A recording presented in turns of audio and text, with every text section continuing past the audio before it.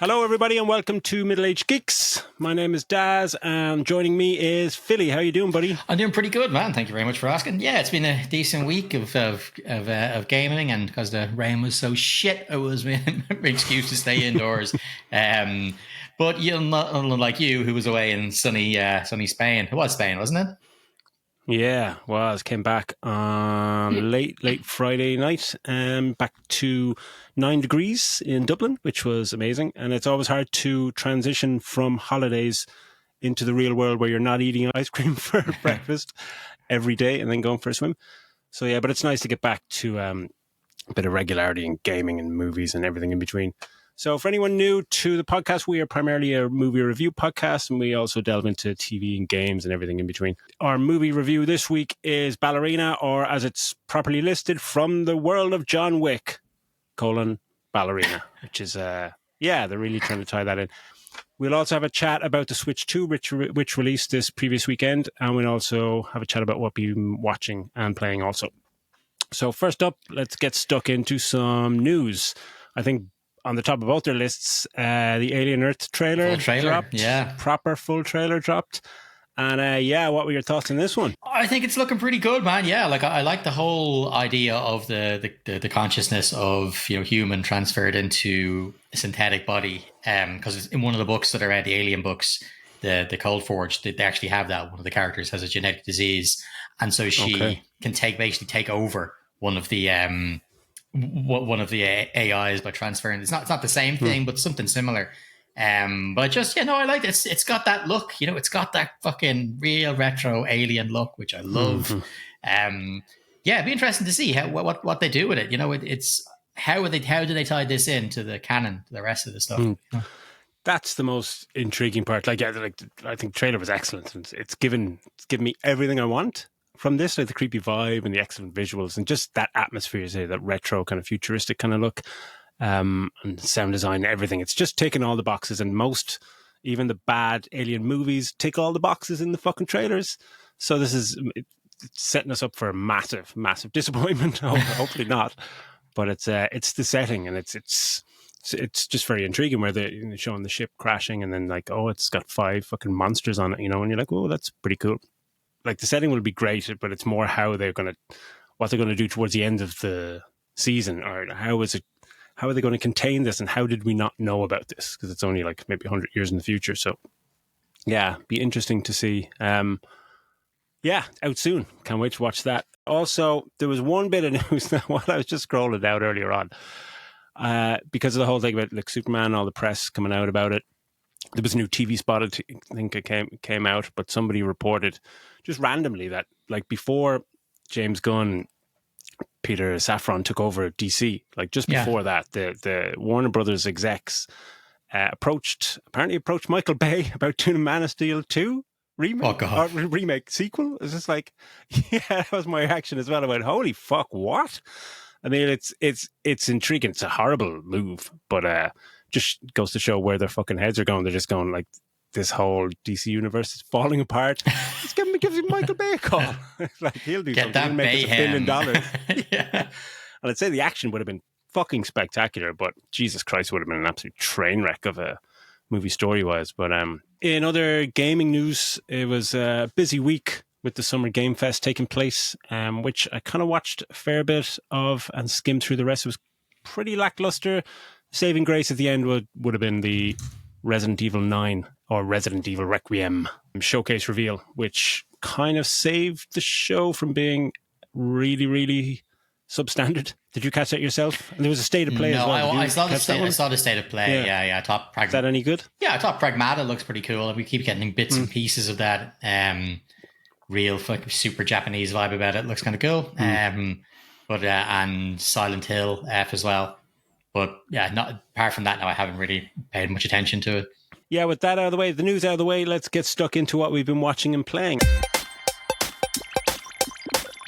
To preface this, we had planned on doing a really kind of nice section on the Switch 2, and both of us talking about what we like and what was Mario Kart like and all that. But my Switch 2 got fucking cancelled. I got back from holidays. This is mad. I got back from holidays late Friday night.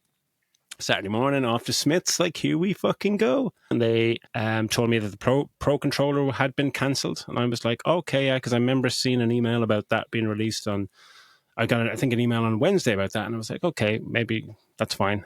Where's my Switch? And they said, no, that's been cancelled as well because you didn't pick it up within 48 hours. And I said, but I paid for it. Sure, can I just pick it up whenever I like? And they said no. And they said they had sold it to someone else very quickly, which, yeah, I think I was there with my daughter and she was a little annoyed more so because she knows she's getting the Switch 1 when I get the Switch 2. She's like, is that still mine? I'm like, no, it's not. Not anymore. And yeah, and I was standing there with furious rage, just like... Such a shitty system, because I got they send the email out on the Wednesday, so the console comes out on the Thursday. So really, even if they're only giving you 48 hours, getting there on Saturday should be fine. That should be fine to collect it. But what they did was they sent an email out after they closed their shops on Wednesday. They sent an email out saying your thing is now ready to collect. Get it within 48 hours. So they're saying it's 48 hours from that email, which is on the Wednesday when their stores are closed. So you don't you have that basically until 2 days later, 7:00 on Friday, to go ahead and get it collected.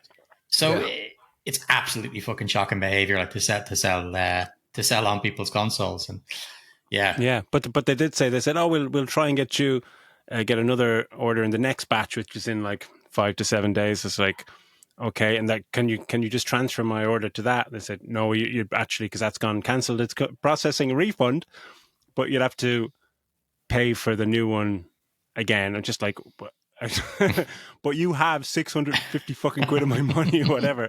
So, and I said, when does that arrive? And they said 5 to 10 days. So I might actually spend like 1,300 quid to get a Switch and then wait for 650 quid back. Like, what?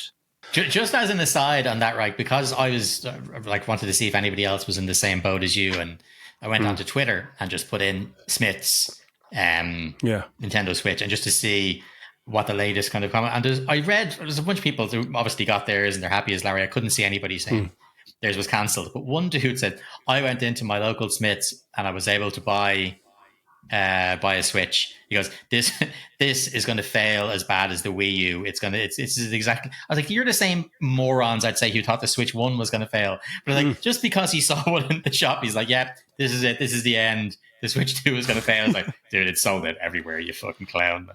Remember, in the Switch 1, people are like, that's going to fail so bad. Like, mobile gaming is the future. It's like, shut the fuck up, man.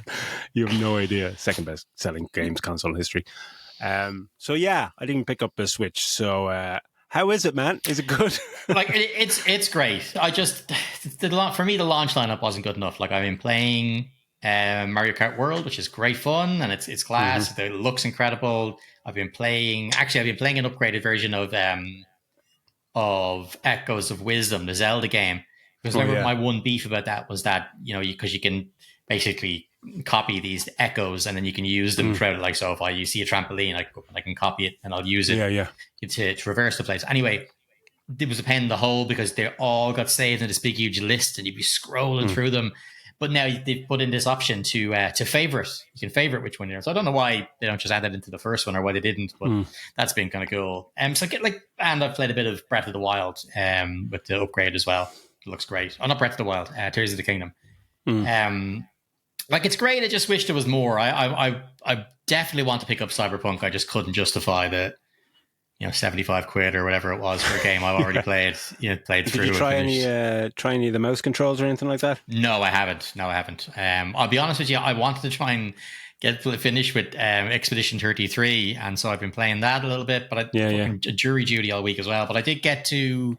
I'm in the epilogue. I'm in the epilogue of the game now, at least. So it shouldn't be too much further to go. Yeah, it's awesome. Oh, it's incredible. So what about yourself? Since you didn't get to play the Switch 2. No, I just came back dejected and was like, right, what'll I do? Because I had planned to just be talking about fucking Switch 2. Because on holidays, just playing, not watching anything or really playing anything. So I was like, right, I need to play something and watch something for the podcast. So I said, will I play Doom? Will I play this? And just like, no, like the sad bastard I am, I just started playing the Switch 1 again. Just like sitting there, peasant. You peasant. I'm ashamed to say it. I'm ashamed. But yeah, I just played. Well, I started playing Mario Kart with Alma because I was telling her all about like this new Mario Kart that you can play that she was going to love with the open world. She was like, "Oh, I just want to fucking drive over," because she does it playing games anyway. You know, trying to watch a kid trying to stay on a track. It's just fucking mind numbing. You just like, give me the controller. So I started playing a bit of Mario Kart. I got stuck into that. Then started playing Mario Odyssey. I was going to start Breath of the Wild. Like I'd set aside weeks for me to actually play Breath of the Wild again on the Switch 2, just with better frame rate and, you know, slightly upgraded graphics and stuff like that. And that's ties into your point on the release of the launch games and how kind of lackluster it is launch game wise, because a lot of people are looking forward to playing an upgrade, an updated version of a game that launched 8 years ago. Just like, come on, man, like, for fuck's sake. But yeah, I did. But then I bought Forza Horizon 5 on the PlayStation just to watch my daughter tear around Mexico. Fucking watching that is like absolute carnage. It's fucking crazy. But then, yeah, I kind of got stuck into that. Like those games, just like, oh, I'll just play it for a little bit, and just ended up playing for about 4 hours last night. Fantastic game. But yeah, and then watched fuck all. Like, didn't watch anything. How about yourself? No, really, like I said, just playing the usual. I haven't really got into. I haven't got watching anything new at all, really. And I know there's a couple of things that have popped up that have caught my eye, but I haven't actually get into anything. It's just, as I said, in that fucking jury duty for the week. So I just go home and you're just fucking drained, and you know, then got to bring the dog out and all the rest of it. So, but yeah, no, I've nothing really else that I've been up to apart from messing around with the Switch this weekend. Stop saying Switch too.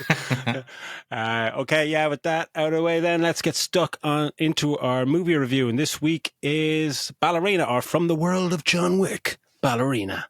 Take it away, Philly. To stop the assassin, you must become the assassin. You will always be weaker. You will always be small. You want to win? Improvise. Adapt. Cheat.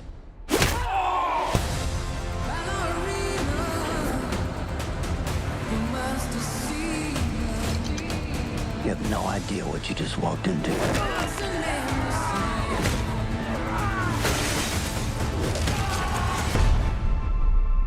Yeah, cheers, man. Yeah, as Dad said, this week's one is Ballerina, and from in some territories they are really hammering in the title to make sure you know that this is John Wick and takes place within that universe. It actually takes place between third and fourth movies, which we kind of get some info on during it. So look, we're going to do a really spoiler-free section as always, and then we'll have a few spoilers at the end. So you'll get plenty of notice. So Daz, I'm just going to give a quick synopsis and stuff, and then hear your initial thoughts.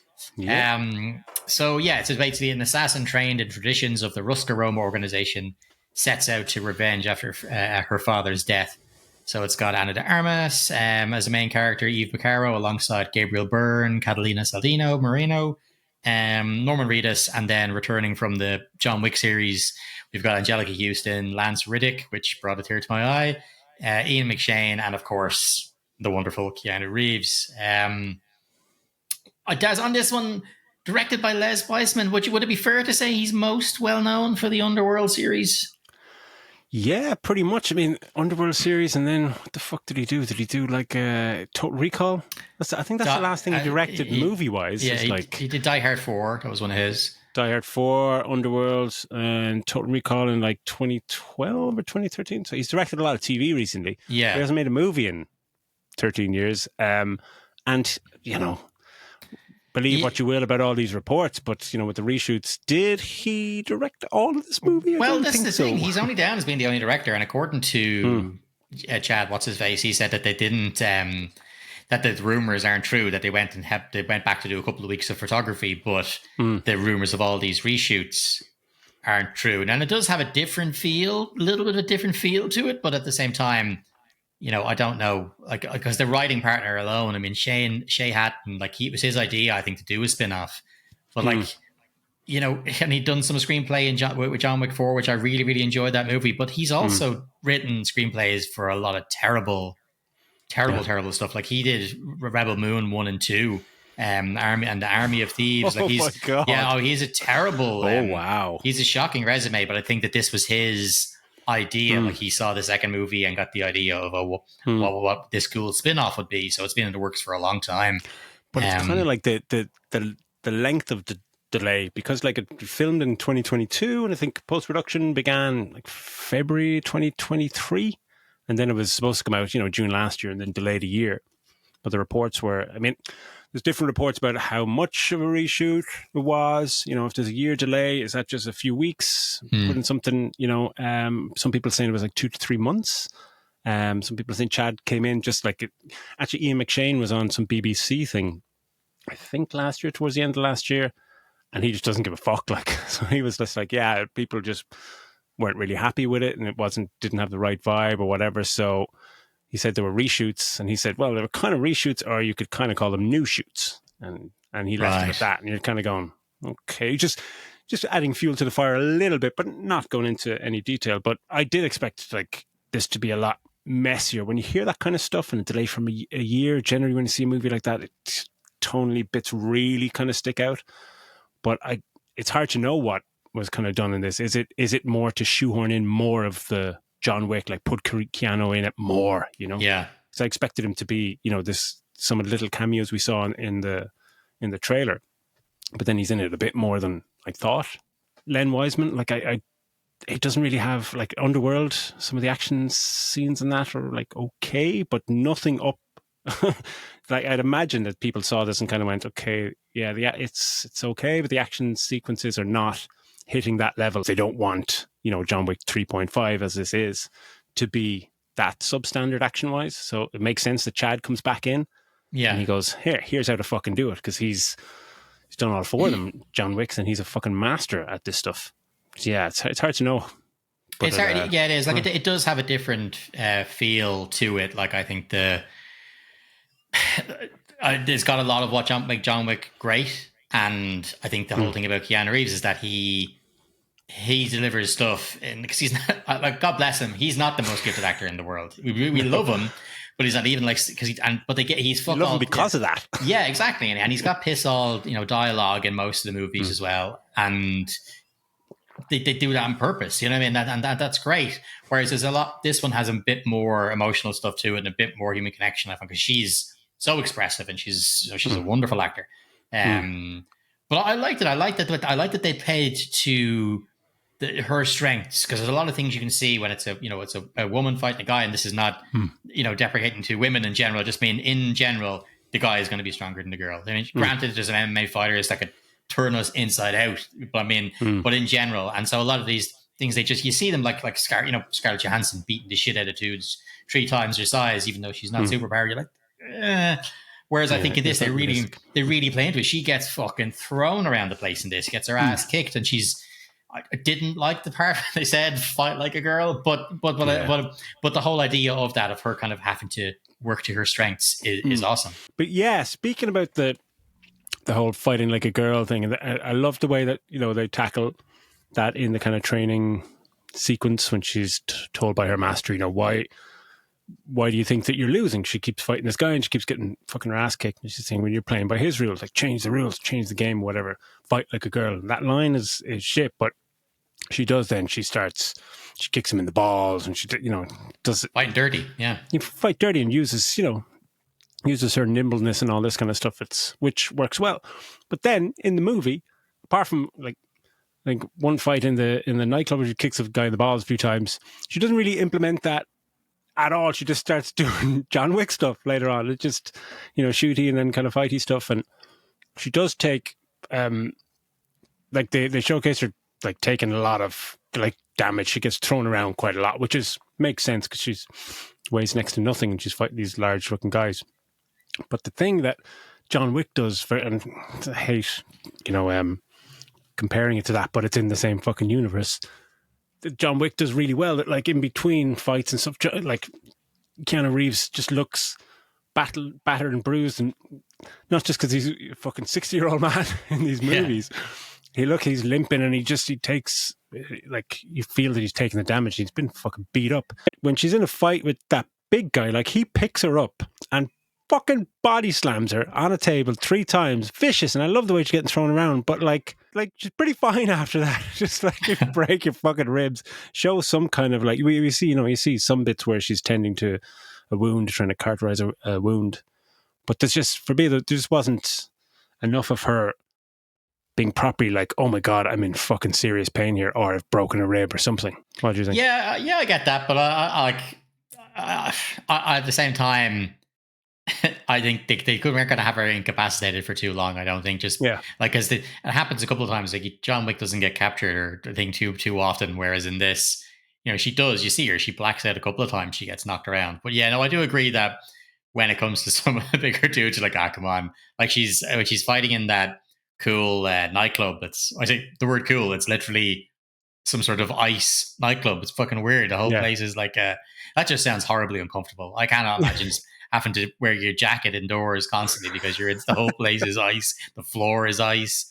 But like she's getting out, like a thing, like one guy hits her and she falls down, and while she's falling, he kicks her leg. Like it's 3 or 4 hits, knocking her to the ground around, which is great. Yeah. But she still gets back up and and kicks their asses. I think that, like, I'm not sure this is a Len Wiseman thing or Chad Stahelski, whatever his name is. Stahelski, thing is that the going with, like, trying to up the ante with what kind of weapons they use. Like, it is unreal. Like, I don't get me wrong, I loved those scenes, but I was like, Jesus, are you just grasping at stuff to use for weapons? Like, it's like some of them is fantastic. Like the bits you see in the trailer, obviously with the grenade behind the door and stuff, is cool. Great, for me, like, that smacks of kind of reshoots. It's like, it's kind of good, but let's throw a flamethrower. Anyone for a flamethrower? Or maybe some ice skates, But the grenade sequences, that's my favorite in the movie. It's stupendously silly, but it's good silly. You're just kind of going, fucking hell. It's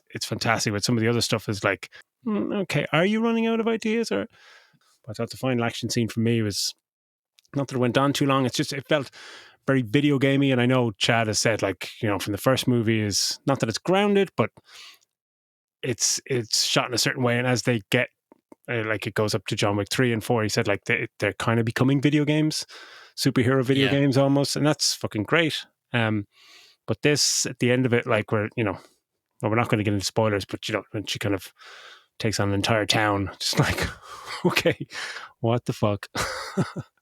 And the thing is, even though, I agree a little bit about the end. I enjoyed the last ending kind of sequence thing, but the fact that I will go into it in the spoiler section about the town itself, but I still think I prefer the second half of this movie to the first, despite even though the ending may not live up to it.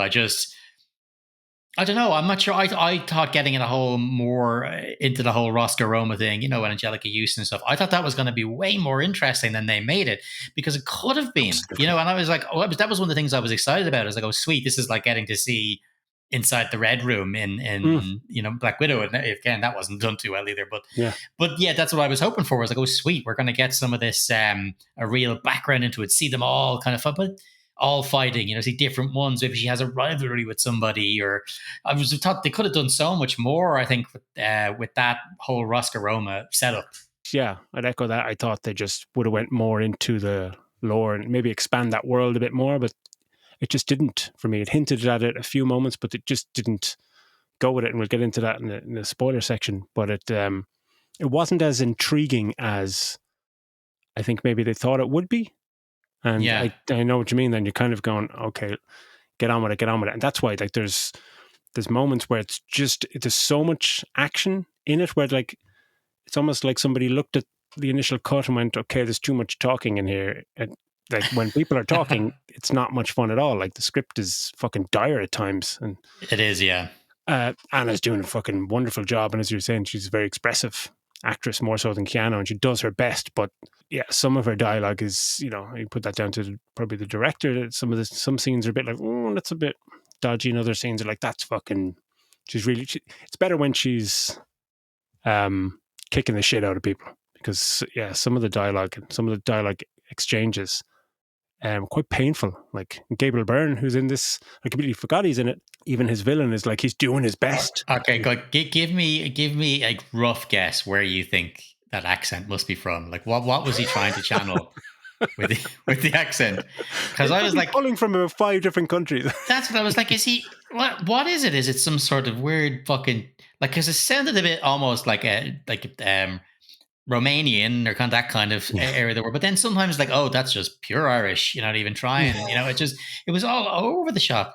Yeah, I didn't know where it was. Like, is that town like the place that the culture from? That's supposed to be Austria? Because his accent doesn't sound like he's Austrian. It's just like, what the fuck is going on there? Like, and he's doing his best, but it's kind of all over the place. Like, and he's trying to do his best with these dialogue, like kind of monologues, and even his character is a fucking bit of a mess. And that whole, again, that aspect of like, oh, they're introducing a new faction. The fucking, can't even remember what they were called, but it's like, oh, they're kind of wild and crazy, and we don't. They stay away from us, and we stay away from them. And so they have no rules and stuff. And then later on, you kind of see them, and they've loads of rules. It's full of rules. He even says it. He even says like, we have an agreement. We had rules. It's like there's so many rules. Yeah, I don't know. They're set up as if you can't tame these wild beasts of a different clan. They're not like us and the Continental. It's like, yeah, well, they kind of do. Like it would just, even if you just stay on that, Des, like what did you think, like performance wise? Like I thought Ana de Armas is wonderful. I'd love to know how much of the stunt work she did herself, but I thought she was great with some of the gunplay and the reloading and stuff. I thought she looked fucking brilliant. I would 100% watch more with Ana de Armas, just maybe not with Len Wiseman and Shay Hatton. I mean, yeah, great. We're delighted Shay Hatton came up with the idea for the spin-off. Well done. I'm writing. Yeah, great stuff. But I mean, apart from that, you know, like I'm assuming a lot of the dialogue, you know, is his work as well. Yeah, I know you just did the screenplay, but I'm presuming based on what we've seen from Rebel Moon and stuff like that, it would make sense, you know. But I thought in general, you know, performances were great. Were fine. It was good to see. Always good to see Ian McShane.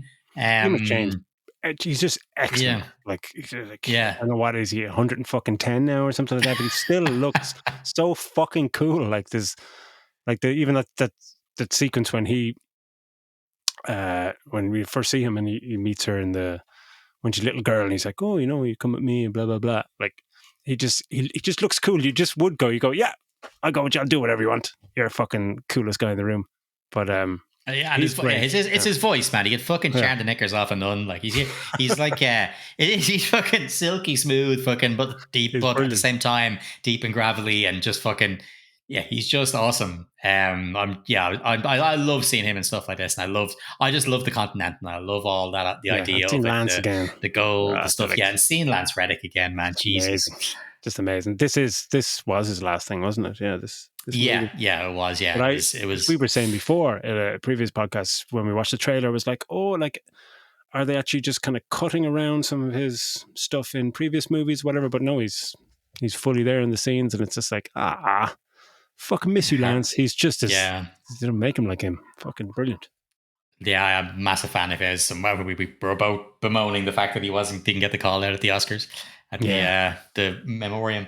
But I think for the most part, the bad guys, if you want to call them that, the Gabriel Byrne is kind of the only one we really get too involved in. Like there's there is what's her face, Catalina Saldana Moreno, who was in, I don't know her from that many things. I know I've seen her in that New Mutants. She was in that. Oh yeah. I'm pretty sure it was her, and not was either her or Alice Braga. They look very similar.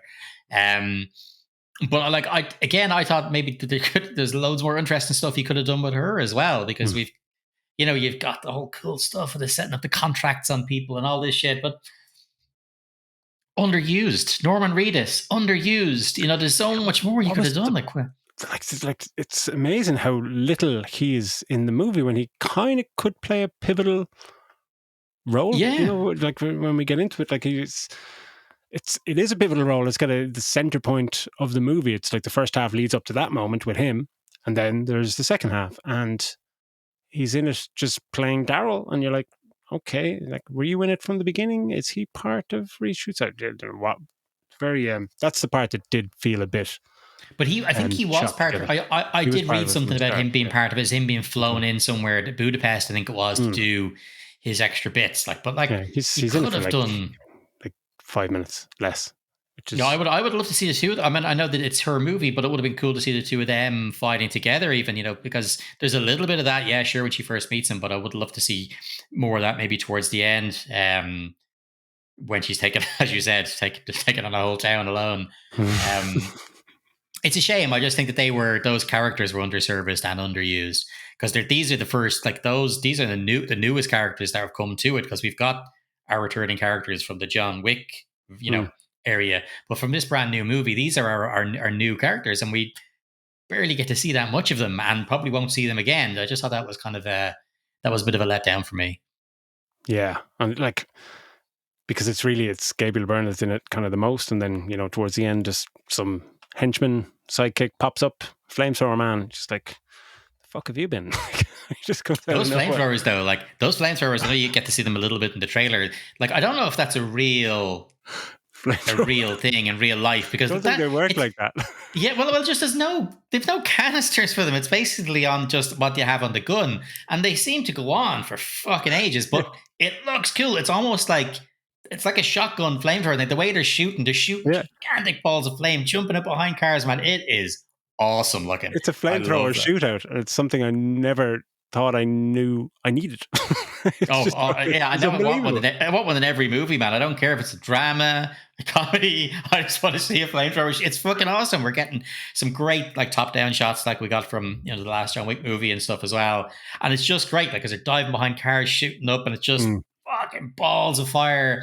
And like some of the work they've done with the effects and the stunts team on this, like when she sets people on fire, they're not just set on fire and then they show a couple and they cut off. Like, they get set on fire and she's fucking hitting them again with more fucking fire. That's the thing. It's in slow motion as well. You can see them getting properly burnt, and they've perfected that whole. Because remember before, you'd see in movies and they could show it for a second, because if you really looked, it's the guy's wearing a big white fucking head mask thing protecting him. Someone with a Sharpie just drew eyeballs or whatever.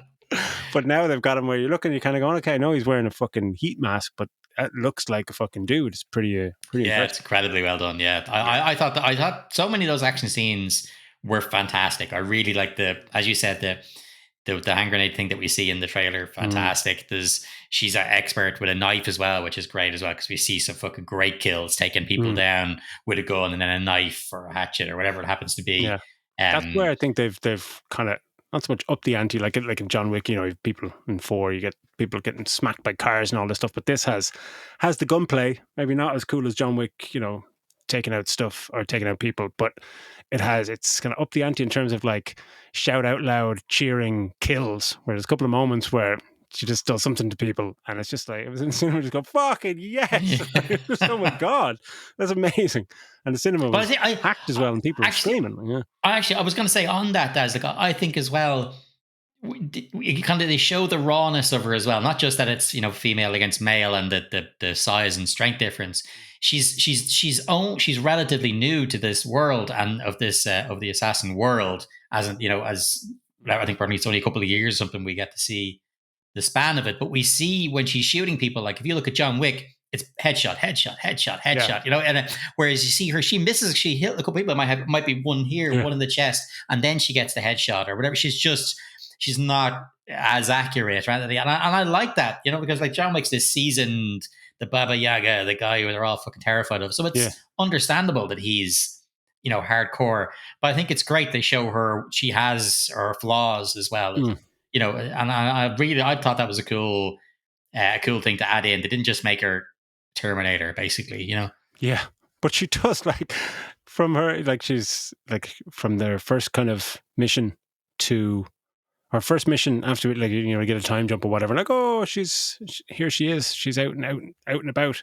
She kind of goes from first protection mission to kind of like taking on a town in a few days. Just like, fucking hell, that's really escalated. Like, mission 2. Town, like, fucking hell. I think time has passed. They don't say it, but I assume time has passed between that mission and thing. I hope so too. I'm pretty sure it does, because they only do one.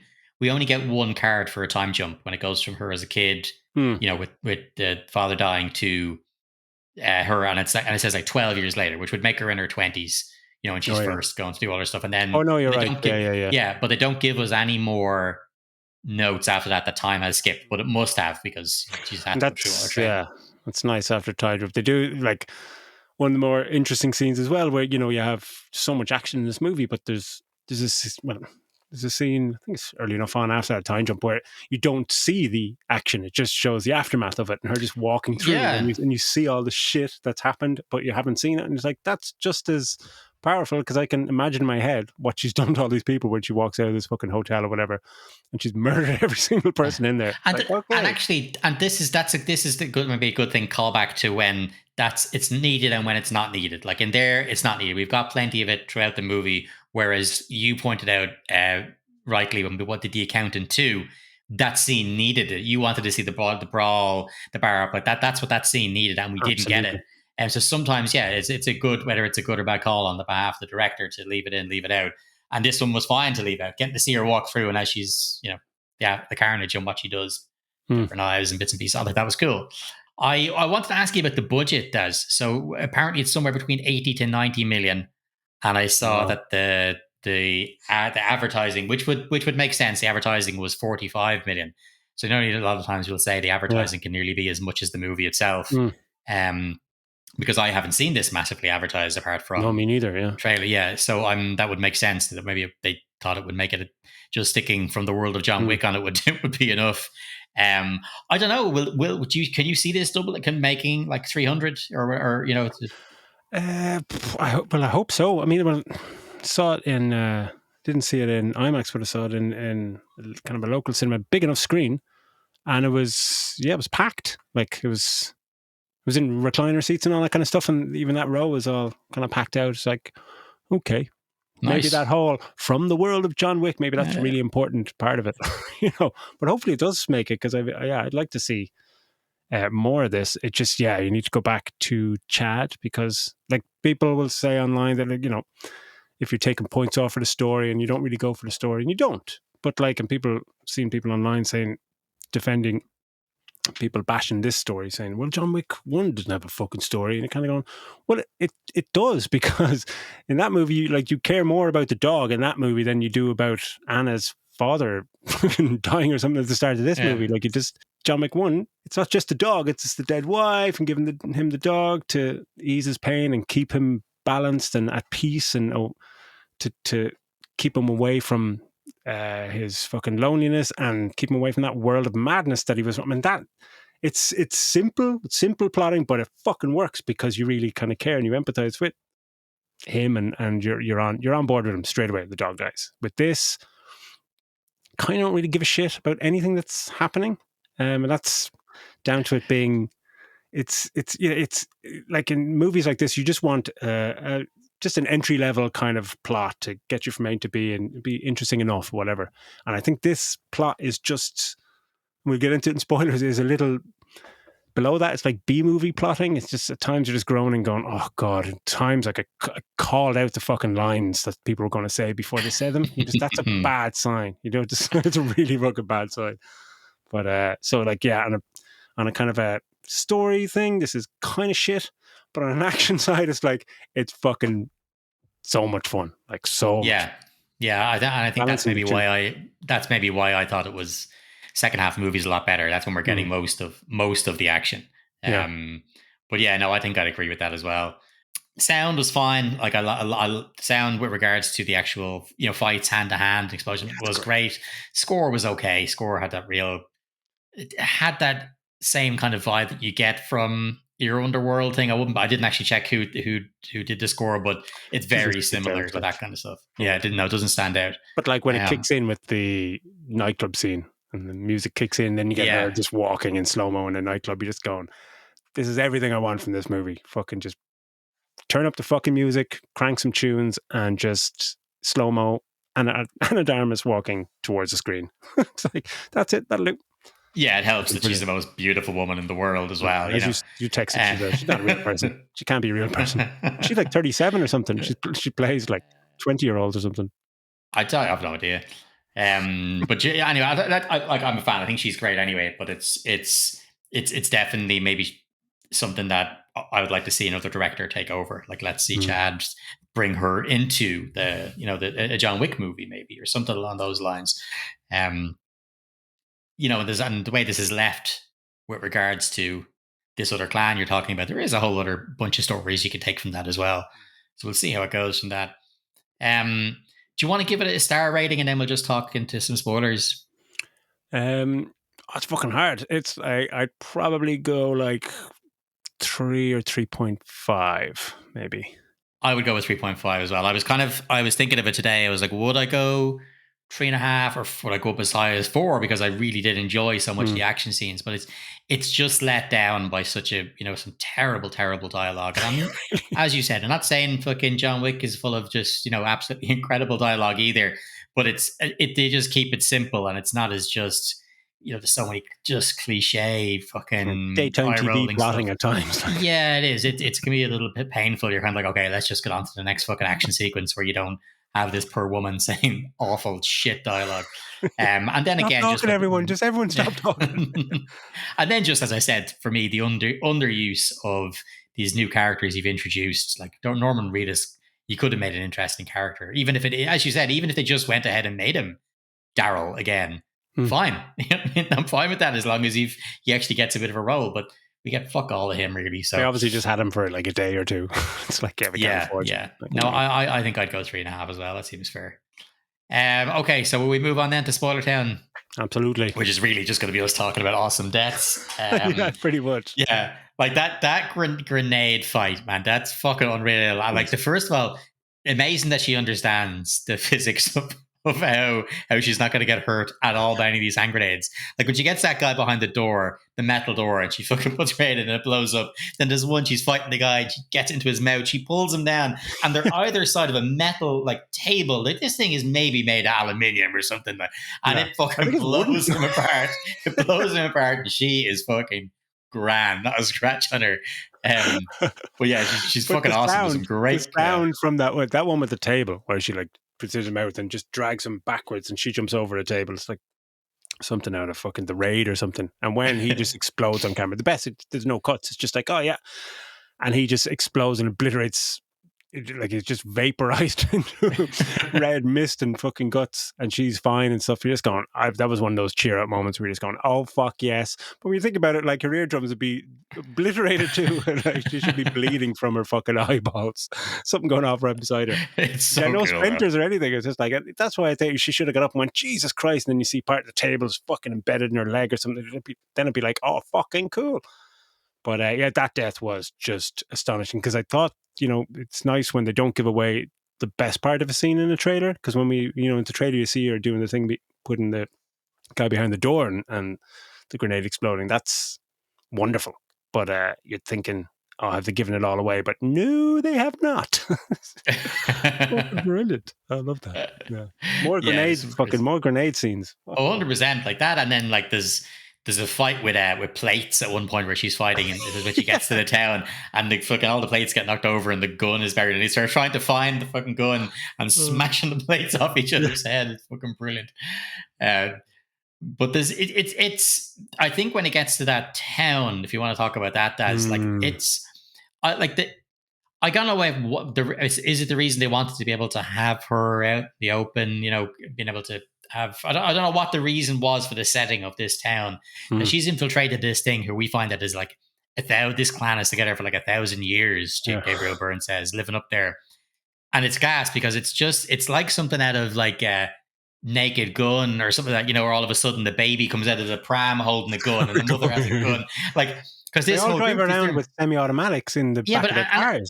But it's completely normal. You see, they're like a normal little, like fucking, it looks like a Scandinavian perhaps town or something, and they're in there. People are just having coffee, and but when shit kicks off, people are this soccer mom as a kid and stuff is fucking pulling out a machine gun, like every single person, everybody in the town is trained with guns, and like when he fucking turns on the siren and says, "Right, lads, everybody get your guns out." All like the kids have like target practice things outside their school, and what are they protecting themselves from? Like how have they been? Because no one knows about them. Because no one knows about them, and the rule they have in their non-rule existence is the rule that they're like that we don't mess with them, they don't mess with us, and they're elusive and wild, and like why are they walking around with guns in their fucking cars and plans and shit? But not only that, when she goes to get armed, and you get the guy, the big huge black dude who's like Peter Serafinovich, whatever his name is, from when he's arming John Wick, and it's so fucking cool. He's naming everything after, basically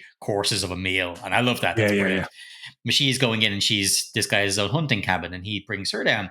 So he tells her nobody knows the location. He's like, all we know is a bunch of people have tried to go up, and they've to this certain area, and this is where they've died. So that would place them somewhere here. And he's kind of pointing in somewhere into the mountains because he just drives nobody knows. So if nobody knows where they are, they don't mess with anybody else. Why have every single person, like mom, dad, the kids, all absolutely drilled into how to use fucking weapons the whole time? It's mad.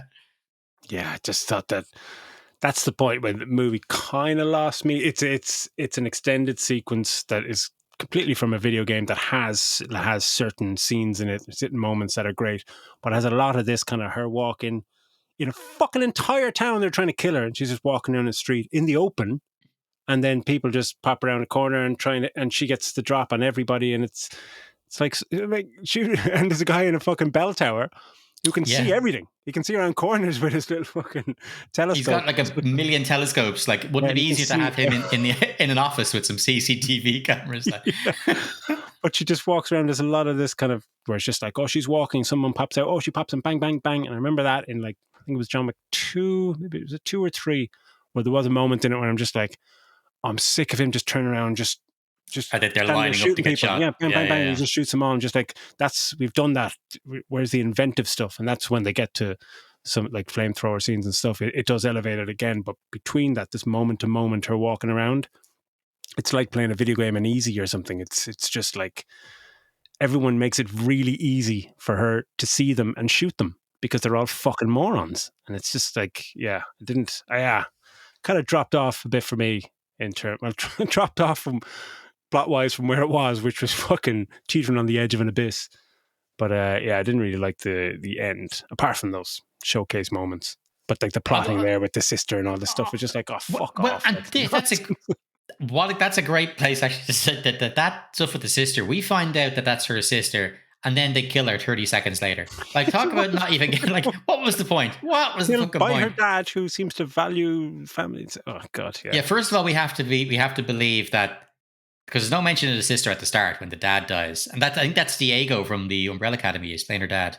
Yeah, he was brilliant in that scene. But there is a little flashback where he goes, "Oh, you remind me of your sister," and this is when I called out. She's going to say, I wish I could remember. And straight away she goes, I wish I could remember. I was like, oh, fuck off, man. What is this? And straight away you're going, oh, well, somebody's her sister. And then she pops up, you're like, that's her sister. But why? But there's brilliant, like, there's nothing, like the fact that shouldn't she be the person that you've been searching for, not just to get revenge, but shouldn't you be searching for your long lost sister? Is she still with these horrible people or whatever? But that's what we get. What we get to see. It's just a throwaway line of that. How Gabriel Byrne says something about fate and It's very humbling, and says, she's your sister, and then fucking 30 seconds later, she's dead. Like, Jesus Christ, killed by Gabriel because. And he doesn't know. He just says, oh, they're just, someone in a sniper goes, oh, they're in a room talking or something, when he can't really see that. It's like his daughter could be trying to fucking talk fucking Anna down or whatever. He just says, oh, they're talking in a room. Murder them both. And it's like, what? What are you talking about? You're all valuing this thing. You can't, like, people are killed because you can't leave this sacred fucking town with family and all this shit. And you're just going to kill your daughter because she's just in a room with somebody for fucking 10 seconds. And don't just burst in and shoot her. Everybody throw grenades. Like, and it's just, they throw a bunch of grenades in. And like, this whole town is made of wood and fucking stuff. It's like, throw a couple of grenades into that cabin up at the top. I'm sure the fire won't spread. And it'll be fine. Yeah, grenade goes in, sister dies, but Anna de Armas doesn't. I didn't think that. I like the John Wick stuff that introduced him, the Baba Yaga, and how do I do it? You do stuff you see in the trailer. That's all we should have seen him. I didn't need him. It makes perfect sense that she would encounter him at some point and like, oh, you're that guy. Yeah. He'd give her some advice and they'll have a little thing and catch up, or maybe they catch up later on, or 12 years later, he'll give her some more advice or something like that. Him being in the end of the final sequence of the movie, I hated that. Makes no fucking sense whatsoever. And there's even this kind of ADR saying, oh, like, tell all our guys to not attack him or something like that. And that just smacks of somebody trying to get around him being inserted into the end of this movie to beef it up. So it makes no sense. He arrives and goes, I'm here to kill you. And it's kind of cool when he fights her, because he just kind of beats the shit out of her, and it's like, because he's fucking John Wick. But then he's like, okay, I'm not going to kill you. You've 28 minutes to kill this guy, or else or else you're dead. It's like, what are you talking about? It makes no sense. The agreement to get in there, because she's already in this town, right? And she is causing ructions, she's causing murder, so she is in this place. Everybody. And so when the call goes in between Angelica Houston and Gabriel Byrne, she's like, I'll tell you what, I'll send an agent in, I'll send someone in, and he'll take her down. And it turns out to be John Wick. But it's like, how the fuck? He finds her in 12 seconds. Yeah, that's what I mean. Did he teleport in there? And not only that, he teleports in, he's just wearing his regular suit. You're up in the bleeding freezing cold mountains, and he just shows up in his suit, walking through the snow. And like you said, this big advertisement goes out and fucking just, everybody stay clear. Let this guy run free. Let them have a firefight. Like he arrives, and then she's walking somewhere, and then she just turns around, she hears footsteps, and he's like, I got you. It's like, whoa, John Wick superpowers here. It's just like, it's just. You didn't need him. Yeah, didn't need him. It just detracts from. It kind of wrecks the pacing for me. It's just like, what the fuck is going on here? Because about 5 minutes later, it doesn't really matter anyway, because she's still just on her mission. It's like, it's just finding a way to insert Keanu Reeves into the end of the movie. Yeah. Which you didn't need, because you had him in the fucking promo material, you had him in the trailer. That's enough to get bums on seats. And you change the title to From the Universe of John Wick. And you've already tied it in, as you said, you've tied it into between the two movies. We see her looking at him, but he's getting the brand on his back and all this stuff we know. So you've tied it in. We know that, okay, great. Maybe now because they've met as well, we'll see something in the future movies, leave something to the imagination. But now that's gone. Now there's the whole part. They had that conversation of, do you remember me? I was the one that. Don't fucking need any of that. It's supposed to be between you and the bad guys. I think just bringing him in, it was just gratuitous, but the bad kind. Like I wasn't a fan. It just kind of ruined his cameo, because they have that nice dialogue in the hallway of the fucking place where he's like, there's the door is unlocked, you can leave any time, and blah blah blah. And she says, well, why haven't you left? And he just turns around, I'm working on it. And it's like, fuck, that's cool, because that's some weird shit that John Wick would say. And you should have just left it there. Shouldn't have seen him again for the rest of it. But yeah, that was annoying. But I think overall it's good fun. It's just a little bit like, in the action sequence are absolutely amazing. It's just the script itself, the dialogue is so poor. But there's one scene, the samurai scene, I have to bring up. It's a perfect example. Oh, yeah. This is not a Chad scene whatsoever. This is Len Wiseman directing a fucking action scene. That's why I think that Chad did a lot more than, like, as if Len Wiseman is responsible for the grenade sequence, then there's no way he's responsible for the samurai sequence, because it's like, oh, she's going through and somebody has a samurai sword up on the wall, which is perfectly sharp and not an ornament at all. It's like, what the fuck? But then she's there, and it's a cool one shot, and it's kind of slow motion. Someone goes, right, she's in the middle. The barn or wherever the fuck she's in is on fire, flames everywhere. And guys come in, and she just fucking, it's all one thing. She's rehearsed the moves, whatever. But everyone attacks her one by one and try to hit her with their assault rifles. She's a samurai. They're like, oh, there we go. No, I'll just try and hit her with the butt of the gun. And just like, what the fuck? This is something. It's like, you don't know how a gun works. It's just like, it's so bad. It's just like, oh my God. Like, not even Zack Snyder would fucking resort to this. The choreography in that scene is amazing, though. That's it. But it is awesome. Silly and stupid. Yeah, it's very silly. Yeah. Yeah, but that was the thing I hated the most. But talking about that whole thing about expanding on the lore that they didn't. It's like, it's the point when I think she's about to graduate from the whole thing, and she's put into a room, and she sits down with someone else is brought in the other side of the room, and there's the handgun has been taken apart and put on the table in front of two of them. And I love that, because the other person is just like, she's kind of bloodied, and she's saying, like, what the fuck am I doing here? And then she looks and she says to Anna that she's like, oh my God, yeah, like, it's I'm just a test. I'm just a test. I'm at a test. And she's like, who are you? And she says, I'm you in 10 years time. And it's just like, oh, fucking hell. So she was one of these assassins, and now what's going on there? And that's fucking intriguing. It's just like, do they just, when people outstay their use for them, like what do they do? Do they use them as tests for upcoming recruits? Like it's pretty dark. But she seemed kind of surprised. I wondered on that one, like, because even your one goes, she looks down and sees it, and she goes, well, I'm a test. I don't know if she was actually, if was she a member, or this is a thing they do to older members. I think it was because she seemed almost surprised that she was being used to test. This was her punishment. So whether she was Roscaroma or whether she's just a lion, part of the whole assassin in thing. 10 years' time. Yeah, but it's just that. But yeah, it's just like we're all. I'm sure there's not really much of a retirement plan for people in that line of work. But I thought that was great because even the hesitancy as well. Like you can see that this other character, they don't name her, I don't think. She can see the hesitancy in Ana de Armas' face because Ana de Armas finishes first, has her gun ready, and everyone smiles at her and then keeps putting her own gun together.